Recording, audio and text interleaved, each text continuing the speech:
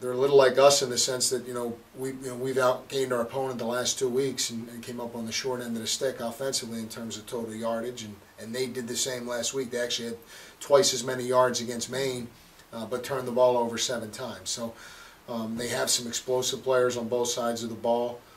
The quarterback was the quarterback that played last year against us. Very talented kid. They have some talented wideouts. They have had some difficulty putting pressure on the quarterback.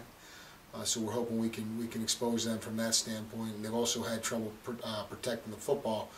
They're -10 on the year in turnovers. So if we can protect the football and get the ball back to the offense and do a great job of converting in those situations, we feel good about our opportunity.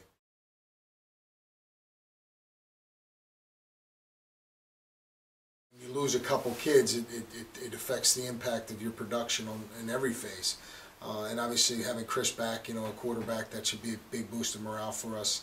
We're hoping that he can bring a lot to the table and continue to get better. The thing about Chris is he's played 2.5 games. He's really, even though he's a redshirt junior, he's only really played 2.5 games of college football. So our goal is that every time he takes the field, he continues to improve.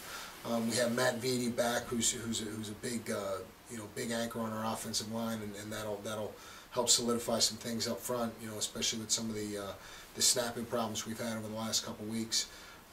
He's back in the lineup, and that'll definitely help us. And Ty Bynum's going to be good to go this week. We missed him for the last game and a half, so we're hoping that he does a great job in the pass game and on the perimeter with the ball in his hands.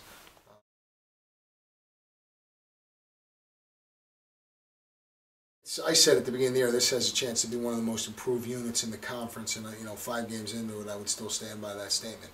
3 true sophomores on it with Kyle Bogomil, Mike Gross, and Jason Foster, all of whom are going to be very, very good players down the road. And the nice thing about that group is as much as it's improved thus far, that group's going to be together for at least a whole other year next year, and the core of that group's going to be together for 2 more years.